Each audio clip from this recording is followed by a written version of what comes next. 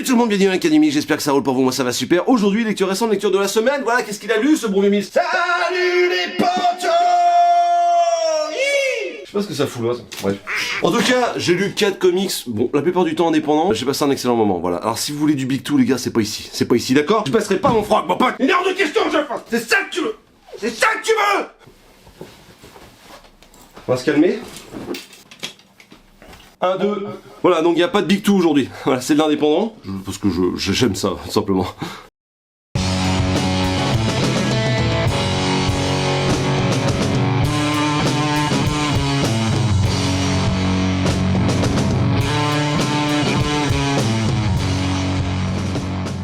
Et on commence immédiatement avec Out of Body de Peter Milligan, donc X-Statix, X-Force, voilà. Inaki Miranda, pour moi c'est We Live. Et Eva de la Cruz, à la couleur, que je ne connais que trop peu, sorti chez Aftershock, donc à Black River, en France, le 14 septembre 2023. Ça coûte 17,90€, ça fait 136 pages, voilà. Waouh! D'où ça sort ce truc de ouf? Voilà, tout simplement. Je l'ai pas vu venir, et j'ai passé un excellent moment, pour toutes les raisons que je vais vous citer juste après. De quoi ça parle? Tout simplement, ça parle d'un mec qui s'appelle Dan Collins, qui est sur le point de crever suite à une agression qu'il a subie en sortant du Jollies, donc d'un bar. Et le gars va mener son enquête pour savoir qui lui a fait ça. Sauf que le problème, c'est que ce gars-là, et c'est pas marrant mais c'est vrai, ce gars-là est alité, voilà, complètement alité, il est en mode végétatif sur le plan physique. Par contre, il va essayer de mener son enquête sur le plan astral, et là tu te dis, what mec? Arrête tes conneries, c'est n'importe quoi! Et bah non, moi je pensais ça aussi au début, et en fait non, je te jure, c'est très très bien. Il va devoir mener son enquête grâce à une meuf qui s'appelle Abby, qui va l'aider un petit peu sur le plan astral. Alors, avant d'aller trop loin, comment Peter Milligan a eu l'idée de faire ce genre de truc? Alors, faut savoir que le mec est un peu barge, c'est-à-dire qu'il a fait des expériences sur le plan astral, voilà. Une histoire de verre d'eau ultra salé, il visualisait un verre d'eau plus loin, et du coup il arrive à se projeter et sortir de son corps, what? Si vous voulez, ça me fait flipper parce que j'ai connu ce truc-là, voilà. C'est pour ça que c'est aussi vite, j'ai beaucoup aimé cette œuvre, parce que ça m'a parlé, mais quand j'étais petit, j'ai eu plein d'opérations, plein de problèmes. Alors c'est pour le bureau des pleurs, hein, ça m'a pas traumatisé, mais effectivement, j'ai le souvenir de me voir me faire opérer. Voilà, tout simplement. Donc moi, en fait, si tu veux, j'ai un peu le chocotte avec ce plan un petit peu esprit, et tu là, nanana, ah putain, rien que ça. Non merci mon pote. Tu vois ce que je veux dire? J'aime pas ça. Je n'aime pas ça, mon pote. Ça me fait flipper. Je veux pas savoir si ça existe ou pas, en tout cas, moi je l'ai vécu. Merde! Peter Milligan, il fait chier. Donc le mec est complètement barjou, il a écrit cette histoire pendant le Covid. En gros, le mec, il se fait agresser, il tombe dans le coma, hein, quelque part, sauf il voit tout ce qui se passe, il entend tout ce qui se passe, il sait tout ce qui se passe. Et il va voir les gens venir à son chevet, lui parler, lui dire des trucs et compagnie, lui chuchoter dans l'oreille. Sauf que lui, il est conscient, mais il peut pas bouger. Donc il va utiliser le plan astral, donc sortir de son corps, out of body, et puis du coup aller mener son enquête. Il va être aidé par cette meuf qui s'appelle Abby, qui est beaucoup plus à l'aise sur le plan astral que lui, et le conseiller, parce que t'as vite fait d'aller de faire de la merde. C'est-à-dire que entre la vie et la mort, ça va exactement parler de ce moment-là. Et bien en fait, t'as moyen d'aller vite fait vers le tunnel de la lumière, vers l'aura, vers... Je vois ta lumière, mon pote. Et voilà, tu peux aller trop loin et du coup mourir, passer de l'autre côté. Donc elle va l'aider à ne pas y aller, et puis évidemment il y a des antagonistes qui vont essayer qui vont utiliser cette âme pour essayer de se nourrir. Bref, c'est assez occulte. Ça c'est pas une histoire qui me fait flipper ou quoi, c'est pas horrifique. C'est vendu un petit peu comme de l'horrifique, mais vraiment, c'est pas horrifique. C'est occulte, c'est sombre. Moi qui suis assez sensible avec ça, j'ai pas flippé un seul moment. Par contre, il y a des moments où je me suis dit, oh, c'est un peu dark, c'est un peu cru là, c'est assez adulte comme histoire, on va pas se mentir. Donc pour mener son enquête, Dan Collins, il va rentrer dans la tête des gens, dans la tête de ses amis, de sa famille, des personnes qui l'aiment pas et compagnie, pour savoir qui lui a fait ce vice physique dans une petite ruelle sombre. Il va découvrir des trucs qui sont assez dingues parce que mine de rien, au-delà de l'enquête qui est très intéressante, on va surtout s'attarder sur le sentiment que les gens ont vis-à-vis de lui en fait. C'est-à-dire que quand il va rentrer dans la tête de son frère, il va voir comment il est vu par son frère en fait. Quand il va rentrer dans la tête de son associé qui se tape, et ben il va voir comment elle le voit lui. Et malheureusement, toutes les vérités ne sont pas bonnes à entendre ou à voir. Vraiment, c'est vraiment ça qui m'a touché dans ce récit. C'est ce côté, tu peux faire du mal à des gens que t'aimes parce que tu te comportes comme un âne, tout simplement. Et c'est bouleversant parce que tu te dis, parce que ça te rapporte à ton toi intérieur, tu te dis, mais attends, peut-être que je me suis mal comporté, peut-être que j'ai mal parlé, comment je suis vu par un tel, on s'en fout en fait du délire d'être ami avec tout le monde, c'est impossible, on s'en branle un petit peu, mais les gens que tu aimes, c'est quand même assez important qu'ils te voient de la meilleure façon que tu sois, sous ton meilleur jour, que tu sois poli, respectueux avec eux. Et ce Dan Collins, il est un petit peu un but de sa personne, et tu vas te rendre compte que quelque part, il a beaucoup de choses à se faire pardonner, quoi. Avant d'arriver sur la mort, il va rencontrer plein de gens qui sont un peu en attente d'une grande porte lumineuse comme ça, et puis il va voir des gamins qui sont suicidés, des mecs qui voulaient pas partir et qui ont laissé leur femme, enfin des anciens et tout, machin. C'est des accidentés, des enfants qui sont perdus.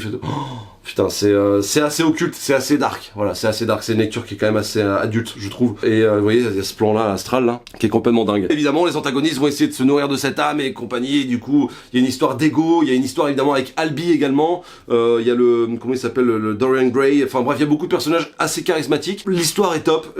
Les dessins c'est magnifique. Voilà, les dessins c'est magnifique. Surtout, regardez-moi ce délire de couleurs parce que lui, le Collins là, le Dan Collins, c'est un psychologue qui utilise des psychotropes. Sur le plan narratif, sur le plan visuel, c'est très beau. Il y a un petit côté Sean Murphy, je sais pas comment expliquer. Il y a enfin, c'est un petit peu anguleux des fois. C'est fichtrement efficace. Voilà, c'est très très beau, c'est très très beau. Moi, je me suis dit, mais d'où ça sort ce truc en fait? Qu'est-ce que c'est que cette petite pépite? Alors, la fin, je dirais pas qu'elle est déceptive. J'ai passé un très bon moment de A à Z. C'est juste que c'est ce genre d'œuvre où tu te dis, 136 pages, c'est peut-être pas assez, mon pote. C'est pas que l'histoire est pas autocontenue, hein. T'as un début, un milieu, une fin, et c'est très bien. C'est juste que tu dis que tu espères une suite, tellement c'est bon. Et est-ce que c'est pas un petit peu ce qu'on espère tous? Suivant, mon pote! Et on continue avec, voilà, tout simplement, Friday, livre 2, tome 2, t'appelles ça comme tu veux, l'histoire est complète en 3 tomes. J'ai hâte d'avoir la suite, mon petit pote, vraiment, j'ai tellement hâte. C'est sorti, ce tome 2 est sorti chez Glénat le 30 août 2023, ça coûte 19 €, l'édition est quand même très belle. Glénat Comics, non, Glénat, bon d'accord. Et Ed Brubaker au scénario, Marco Martins qui est tout simplement au dessin, et Munza Vicente qui est, donc on garde le même équipe, hein, tout simplement, ça je voulais vous dire. Alors le tome 1 j'avais adoré, hein, coup de cœur absolu. Le tome 2 je crois que c'est coup de cœur. C'est incroyable, vraiment c'est magnifique. Déjà le travail d'édition, bon bah je le trouve top. La cover est magnifique je trouve. Waouh, waouh, waouh. Alors je vais pas vous spoiler, hein, vous inquiétez pas. Allez lire le tome 1 déjà, ça c'est une évidence. Je vais pas vous spoiler, juste je vous le dis, à la fin du tome 1, il va y avoir un drame. Point, c'est toujours reste aussi sommaire que ça. Et du coup, Friday, cette petite détective un petit peu rebelle, va essayer de surmonter ce drame. Elle va connaître une période de dépression, elle va devoir se reconstruire, tout en continuant son enquête, comme dans le tome 1. C'est époustouflant, c'est touchant, c'est complètement fou. Là vraiment je retrouve du Ed Brubaker comme je l'ai rarement relu depuis longtemps. Comme vous savez, Reckless, c'est pas un truc qui m'a plus botté que ça, parce que trop terre à terre, parce que trop convenu pour moi, tu vois ce que je veux dire, avec Sean Phillips. C'est vrai que j'aime beaucoup Sean Phillips si tu veux, mais au bout d'un moment en fait c'est toujours la même salade, et du coup j'avais un peu de mal. Là on est dans le fantastique, dans le polar thriller fantastique, tu vois, quelque part. Et vraiment j'ai passé un excellent moment, j'ai frissonné, j'étais pas bien pour elle, oh là là, et puis quel pied, dans quelle direction il nous fait prendre là, le Ed Brubaker, c'est complètement dingue quoi, vraiment bravo, chapeau, tous les personnages qui ont été installés dans le tome 1 sont importants dans le tome 2, beaucoup plus approfondis, il y a cette histoire de personne te croit mais tu t'es convaincu du truc et au final, est-ce que ça va porter ses fruits ou pas? Waouh, l'histoire est complètement dingue, j'ai jamais eu un cliffhanger aussi fou. Tout simplement. Ça part dans des délires, mais j'ai tellement hâte au tome 3 qui va conclure le truc. En plus, ça prend son temps, tu sens que ça prend son temps, mais que c'est pile poil dans le timing. Le tome 3, s'il fait la même largeur, il y a largement moyen de finir l'histoire proprement. Ed Brubaker, de toute manière, est une personne qui finit ses histoires proprement. Non, c'est du petit lait, vraiment, je vous conseille, foncez dessus. Friday, c'est vraiment une valeur sûre, je vous assure. Si j'ai un conseil polar cette année à vous soumettre, eh bien, d'où un conseil hein, à vous soumettre, eh bien, en fait, Friday sans hésiter. Regardez-moi regardez-moi le talent des artistes qui travaillent dessus, quoi. Marcos Martin, c'est très pop, je l'ai déjà dit, hein, j'ai déjà fait une vidéo sur le tome 1, mais c'est très pop, c'est très dans l'air du temps en fait, voilà. C'est assez épuré et le moindre trait compte, et réussir à amener autant d'efficacité en si peu de traits, je trouve ça magnifique. La mise en page, elle est pas incroyable. Voilà, la mise en page, c'est le seul petit défaut que je pourrais leur donner. C'est vrai que en termes de cases, on n'est pas sur quelque chose qui t'explose à la Sorrentino, quoi. On est sur quelque chose de très correct. Qu'est-ce que j'ai envie de te dire, moi, la couleur est pop, c'est un petit bonbon acidulé que je kiffe toujours à lire. Le tome 3, je ne sais pas quand il sort, mais j'espère que c'est cette année 2023 ou alors peut-être début 2024, je ne sais pas, renseignez-vous. J'essaierai de le mettre dans la description si jamais j'ai une information, mais oh là là là là là là, mais quel plaisir mon pote, quel plaisir. Donc Friday, tous les jours, où tu veux, quand tu veux, avec qui tu veux mon pote, suivant. Et maintenant, on détache sa ceinture, on enlève un bouton, on pète un coup, on se met bien et on ouvre les fenêtres parce que forcément ça blaire. Parce que clairement, le comics que je vais vous présenter, on est à peu près dans ce délire-là. C'est sorti chez Comics Initiative le 6 octobre 2023, ça fait 96 pages pour 15 balles. Je suis très heureux qu'il y ait ce genre de proposition en général, et qui plus est en France. J'espère que ça a fonctionné, en tout cas, d'entrée de jeu, je vous le dis, procurez-vous-le, très clairement. Grizzly Shark de Ryan Ottley. Brian Ottley, c'est le dessinateur de Invincible, voilà, avec Robert Kirkman, pardon. C'est un grand oui. C'est un grand oui dans ce que ça propose. Déjà, l'édition est remarquable. Voilà, regardez-moi ça. C'est remarquable. Vraiment, je trouve que c'est un très bel objet. Si fin soit-il, on est vraiment sur un très bel objet. Regardez-moi cette cover tout à fait incroyable. Alors évidemment, tu la mets pas dans ton salon, mon pote, parce que sinon tes gamins ils vont se mettre à chier. Mais en tout cas, je trouve très beau l'objet livre. De quoi ça parle? Ça parle tout simplement d'un requin dans la forêt. C'est aussi saugrenu qu'un ours dans des mers. Mais en tout cas, sachez que les deux vont cohabiter. Oui, vous avez bien entendu, regardez-moi ça. On est sur du Michael Bay, à mon sens, en termes d'explosion et de taux d'hémoglobine. On est un petit peu plus sur du Rodriguez, du Tarantino, quelque chose comme ça. On est sur 3 histoires qui ont été imaginées, dessinées par Ryan Ottley, qui sont complètement méta, complètement explosées, complètement jouissifs. C'est un plaisir de ne pas se prendre au sérieux à ce point-là, et il le dit dans la pré et la post-face. On est vraiment sur une œuvre qui est faite pour être partagée, pour être montrée, pour faire rire, voilà, tout simplement. Il y a un moment, il faut poser son cerveau et arrêter de tout intellectualiser constamment, ça devient un peu sérieux. On a le droit aussi de s'amuser. Moi je suis pour ce genre de proposition, voilà. Il y a plein de gens qui disent mais c'est puéril ton truc, mon gars, hein, putain, le mec il se fait manger la moitié du corps, il est encore vivant, et son père il le met dans le feu pour le cautériser. Non mais mec, franchement c'est débile. Mais ta gueule en fait, Michel.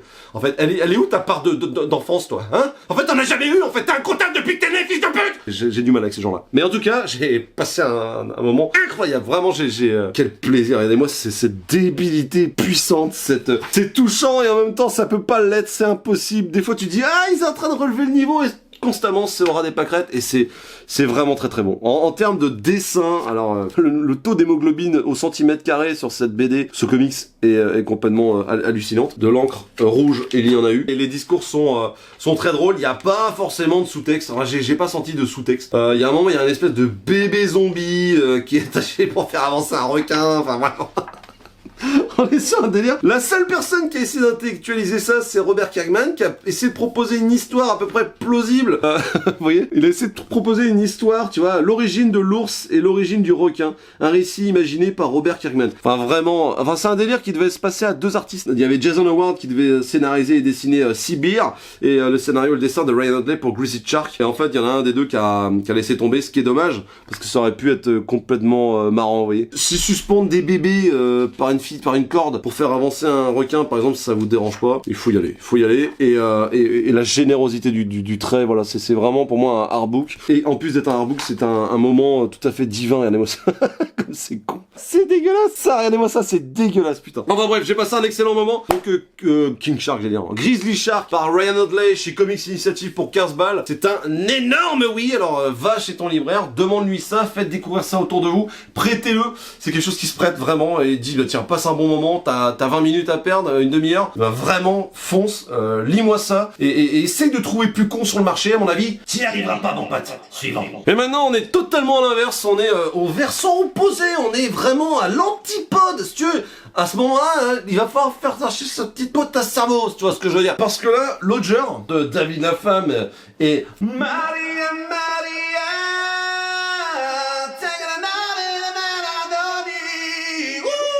non, je rigole, je voulais la faire. Maria la femme, voilà, et David la femme qui est au dessin. Lodger, sorti chez Delcourt pour 15,95€ le 13 septembre 2023. C'est chez IDW aux États-Unis. On est sur vraiment un objet totalement américain. On est sur du souple. Alors c'est traduit en français évidemment. On est sur du noir et blanc. C'est pas désagréable. Même si je suis pas un grand fan du noir et blanc, je pense que ça aurait mérité un peu de couleur. Je peux comprendre le choix qui a été fait.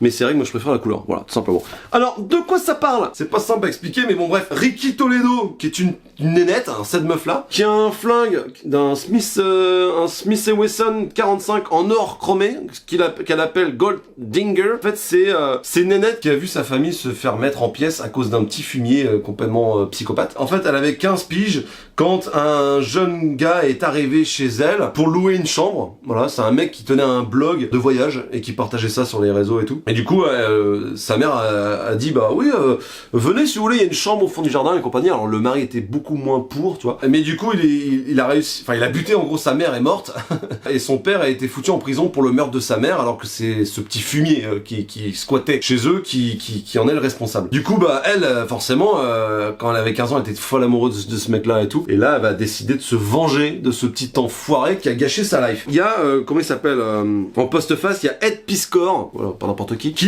t'explique tout simplement que, ouais, il va falloir s'accrocher. Psychologiquement, dans la façon dont c'est approché, ils planteront pas le décor comme ça pour t'expliquer. Bon bah ça c'est ça, ça c'est ça, ça c'est des lunettes mon pote, ça c'est un comics. Non, en fait, ils vont partir du principe que t'es pas con et que tu sais ça. Tu sais, t'as déjà du lore de la vie en fait. Le lore de la vie, t'as pas besoin d'avoir du lore autre chose, parce que ça se passe dans un monde qu'on connaît. C'est un parti pris qui est quand même assez énervé parce que au tout début, je vais pas vous mentir, je n'ai absolument rien bité tout le premier chapitre. On débarque avec une montagne de textes, avec des personnages, avec tu sais pas qu'est-ce qu'ils foutent là, tout est très mystérieux, c'est assez glauque. Tu sens qu'il y a un truc qui va pas, tu te dis mais est-ce que c'est une mise en scène, est-ce que c'est une scène de théâtre ou pas? On ne sait pas.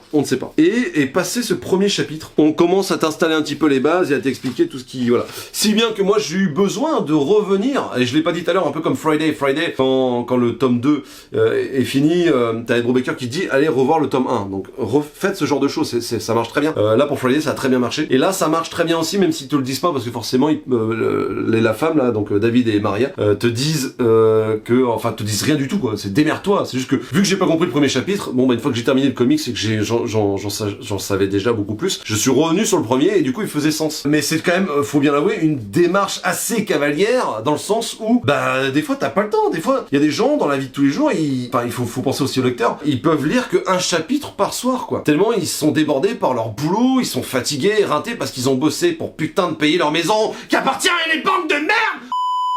Bref, excusez-moi. Et du coup, ces gens-là n'ont pas beaucoup de temps, donc ils lisent qu'un chapitre par jour. Voilà, ça peut arriver. Et ben, je suis désolé, tu lis cet unique chapitre, et je connais vraiment des gens qui lisent qu'un chapitre par jour. Tu lis cet unique chapitre, pour commencer, tu te dis, bon, bah, je vais pas aller au bout. Clairement, j'ai rien pigé. J'ai rien compris, mon gars. Bon, je suis con. Voilà, je suis con. Voilà. Et c'est un petit peu ce que je reproche un petit peu à ça. Alors moi, j'ai beaucoup aimé, y a pas de problème. Parce que j'ai eu le temps de le relire et compagnie. Mais, je peux comprendre qu'on n'aime pas ce genre de délire parce que ça fait un petit peu élitiste. Voilà, ça fait un peu une histoire un peu élitiste. Et je vais pas reprocher aux comics de vouloir être, aux comics entre parenthèses, mais aux artistes de vouloir être un petit peu cérébral. C'est pas du tout ce que je leur reproche. Mais je pense qu'il y avait une façon un petit peu plus intelligente et un petit peu plus mature que celle-ci, parce que dans ma tête, pour moi, ça sonne un peu genre... Eh ben moi j'ai posé des trucs, tu comprends pas, tant pis pour toi, t'as qu'à faire un effort. Bon, moi je trouve pas ça très mature. Ce que j'aurais trouvé plus mature, c'est de poser un décor d'une façon intellectuelle et d'une façon raisonnée, et d'une façon surtout intelligible pour le lecteur. Je me suis accroché. C'est méritoire parce que l'histoire est top et que la fin, même si tu te dis il peut vraiment faire ça lui, oh là d'accord, ok, c'est un peu pété, mais mine de rien ça marche très bien, j'ai passé un excellent moment, mais je peux comprendre que ça plaise pas à tout le monde, voilà, c'est ça que je voulais vous dire quoi. Donc si les dessins en noir et blanc vous rebutent, des dessins assez strip, assez on n'est pas sur, c'est assez ciblé comme lectorat je trouve. Ce que ça raconte c'est très intéressant, la caractérisation des personnages est bien amenée, on est sur des personnages qui ont vraiment un caractère de merde, on voit que ce qu'ils veulent transmettre c'est que l'humain est pas simple. J'ai passé un excellent moment, mais par contre c'est vrai qu'il faut quand même s'accrocher un petit peu. J'aime bien ce délire un petit peu encore une fois à la Tarantino de je t'aime moi non plus. Voilà, c'est un pas d'amour vache et on va suivre cette nénette là qui va tout simplement essayer de venger sa famille. Est-ce que ses sentiments vont la dépasser? On le verra. 15,95€ chez Delcourt. Voilà, au moins vous êtes prévenus, c'est pas pour tout le monde. Il se décide à traîner car il a peur d'annoncer à sa femme et son banquier la sinistre vérité. Il a acheté des comics à cause de la cave de Mills. Il ne rentre pas ce soir. Non, je dis ça parce que mine de rien, je me rends compte que je vous ai conseillé 4 œuvres pour tous les goûts, pour toutes les couleurs. Sachez que la bibliothèque, ça existe aussi, et que je suis persuadé que les bibliothécaires seraient ravis d'avoir des conseils et compagnie, et puis aussi vite, ils vont le commander pour vous, vous allez lire, et puis bah possiblement, il va retourner dans les rayons, et vous allez le faire partager quelque part sans vous en rendre compte. Et ça, c'est beau, mon pote, ça c'est beau. Il y a également la version numérique, c'est un tout petit peu moins cher. Par exemple, je sais que Lodger, c'est 15 balles en format papier, et c'est 10 balles en numérique. Alors, est-ce que c'est plus trop cher ou pas, je sais pas, c'est un grand débat. Mais en tout cas, sachez que je suis pas là pour faire dépenser votre thune, je suis là pour vous conseiller, et il y a plein d'autres façons de se procurer ces œuvres, en fait, cette culture, et on a de la chance d'être en France. Donc si vous aimez Lodger, si vous aimez les histoires un petit peu cérébrales et que vous avez pas envie d'être pris pour un doudouille, hein, c'est long qu'on puisse le dire, et ben vraiment, je vous le conseille. Si le format, le souple et le noir et blanc ne vous dérangent pas, foncez, je sais pas ce qu'ils ont fait d'autres, mais vraiment, c'est un truc qui, voilà, il faut s'accrocher, c'est assez exigeant comme lecture, mais j'ai passé quand même un très bon moment. Out of Body, d'où ça sort, nom de Dieu, d'où ça sort ce truc, pourquoi je l'ai pas vu passer en VO. Incroyable histoire, incroyable dessin, ça parle de beaucoup de choses, il y a beaucoup de thématiques qui sont abordées là-dedans, et une grosse remise en question, le plan astral, tout ça, c'est très intéressant. Pareil, Black River, j'aime beaucoup. Friday, le livre 2, le tome 2, bref, ça c'est le petit bonbon, on continue cette épopée incroyable. La fin, le cliffhanger de ce tome 2, de ce livre 2, pardon, merde, j'arriverai jamais, et ben est totalement dantesque, je sais pas où on va, mais j'ai hâte d'y aller avec Ed Brubaker. Les dessins de Marco Martin sont toujours aussi à couper le souffle, voilà, c'est d'une efficacité sans nom, et la couleur de Moon Vicente, franchement, regardez-moi ça, quoi. C'est beau, c'est magnifique, c'est bien amené, c'est merveilleux, en plus ça se passe en hiver, donc la neige et tout. Toi-même tu sais. Vraiment on a pris un virage avec ce tome 2 qui est complètement dantesque. Ouais, bref, c'est gros coup de cœur polar pour moi de cette année. Fantastique, polar fantastique. Et puis Grizzly Shark pour se faire du bien, pour rigoler dans ce monde où on a besoin un petit peu de souffler. Vraiment pour 15 balles avec ce format complètement dingue. Moi je suis trop content de pouvoir. Je vais le prêter à des potes ça. Je vais le prêter à des potes. Évidemment avec un format comme ça, les gens en prennent soin parce qu'ils se disent putain l'objet livre est complètement fou. Et ça c'est vrai, hein. Plus l'objet livre est beau et plus les gens en prennent soin, et même vous en prenez soin. C'est. Je pense que tout est dit mon petit pote. En tout cas, merci d'avoir regardé cette vidéo jusqu'au bout. Si t'as kiffé, bah lâche un like et abonne-toi. Abonnez-vous les gars, je vois qu'il y a 40% de personnes qui regardent les vidéos qui sont pas encore abonnées. N'hésitez pas, c'est gratos. Dites-moi dans les commentaires, bah tout simplement si vous avez lu l'une de ces 4 œuvres, ou les 4, ou si je vous ai donné envie de les lire. Je veux tout savoir. Dites-moi aussi dans les commentaires quelles petites pépites vous avez lues en ce moment. Ça m'intéresse toujours vraiment, ça me donne des idées. Je vous remercie des commentaires qu'on a, de la bienveillance que vous avez, de la force que vous m'envoyez. C'est toujours un gros plaisir, je pense qu'on se rend pas compte, parce que là je suis tout seul dans ma putain de... Tu vois, je suis tout seul mon gars. Regarde ça. Voilà, je suis tout seul dans ma chambre, hein, quelque part, d'adolescent. C'est un peu ça, quoi. Et bah, le fait d'avoir des commentaires, c'est là que tu te dis qu'on est, en fait, je parle pas pour rien. Là, je parle devant personne, parce qu'il y a un mur derrière moi, mais bref, tu m'as compris. Merci pour votre soutien. Sur ce, moi, je vous fais d'énormes bises, prenez soin de vous, et à très bientôt dans la cave.